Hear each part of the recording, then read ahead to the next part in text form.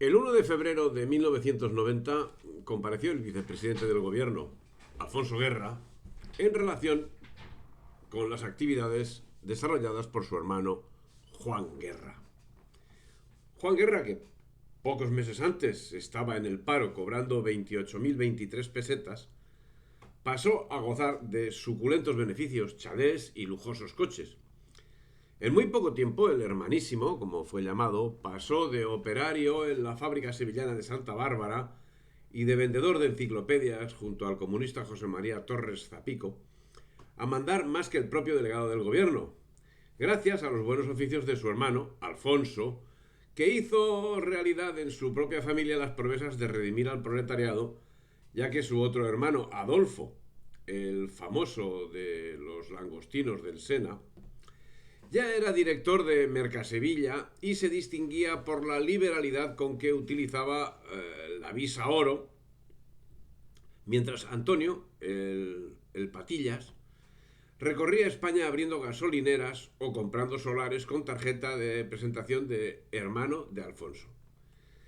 El caso Juan Guerra, oficialmente modesto empleado del PSOE con un sueldo de 129.370 pesetas líquidas mensuales, saltó a la luz pública por mediación de su exmujer Ángeles López Rubio, quien, harta de las palizas que recibía por parte de su marido, así consta en la denuncia que formuló contra él en comisaría, inició una peregrinación con la documentación que comprometía al mismo hasta que la información acabó en manos del líder popular Manuel Fraga Iribarne. Finalmente, en 1995, Juan Guerra solo fue condenado por un delito fiscal. Él y su socio Juan José Arenas fueron condenados a 2 penas de 1 año de cárcel por un fraude fiscal de 253.627 euros cometido durante los años 1988 y 1989 en su empresa Corral de la Parra, en un caso sentenciado definitivamente por el Tribunal Constitucional en abril de 2001. Además de la devolución de esos 253.000 euros, que equivalían a 42.200.000 pesetas, ambos fueron condenados a pagar 2 multas de 150.200 y 200.000 euros respectivamente. Jamás se recuperó lo defraudado. Así, en marzo de 2004, el juzgado de lo penal número 4 de Sevilla ordenaba subastar 2 pisos y un Mercedes propiedad de Juan Guerra para devolver a la agencia tributaria la cantidad antes citada. Fuentes judiciales afirman que ese procedimiento se debió a que Juan Guerra se declaró en su día insolvente y al haber resultado infructuosos todos los intentos de cobrar por otras vías. El juzgado decidió subastar esos bienes embargados, consistentes en un piso con plaza de garaje y otra finca urbana en Sevilla, valorados respectivamente en 120.200 y 144.200 euros, así como un coche Mercedes sin tasar. Los fondos procedentes de este embargo se destinaron en primer lugar a saldar la cuenta con Hacienda, luego las costas del proceso y finalmente la multa, si se pudiera. En cuanto a las 2 penas de 1 año de cárcel cada una, el juzgado concedió a Juan Guerra en julio de 2002 la suspensión de la condena, dado que carecía de otras penas de cárcel y solo fue condenado a 6 años de inhabilitación en uno de los 5 juicios celebrados contra él en la denominada trama Fridex, sobre la recalificación de unos terrenos en Alcalá de Guadaira. El hermanísimo del dirigente socialista Alfonso Guerra fue absuelto en otros 4 sumarios referentes al uso de un despacho oficial en la delegación del gobierno.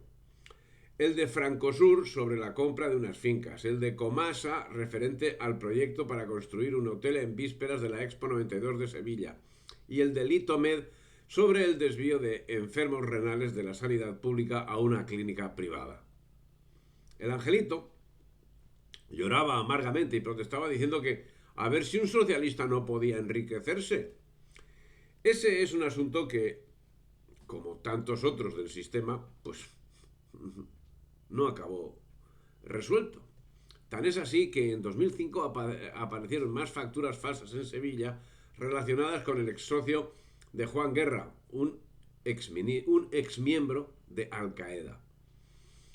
El gobierno sigue inexorable con su peculiar lucha antiterrorista y el 2 de febrero indulta a 7 terroristas de ETA. Es claramente una negociación entre compañeros. La otra parte liberó al industrial Adolfo Villoslada, secuestrado el 24 de noviembre del año anterior, tras recibir un rescate de 300 millones de pesetas.